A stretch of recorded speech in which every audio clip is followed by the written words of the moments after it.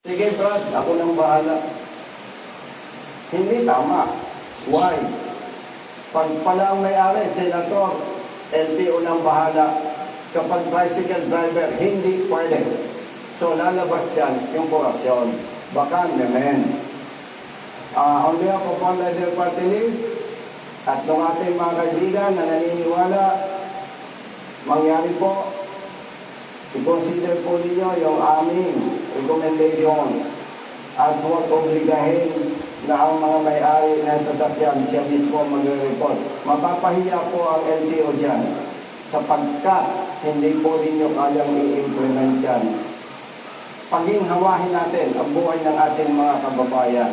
At alam ko naman, hindi ka magpatawag ng ganitong consultative meeting kung ikaw ay bingi at kung ikaw ay hipokrito na magpapatawag pero yung gusto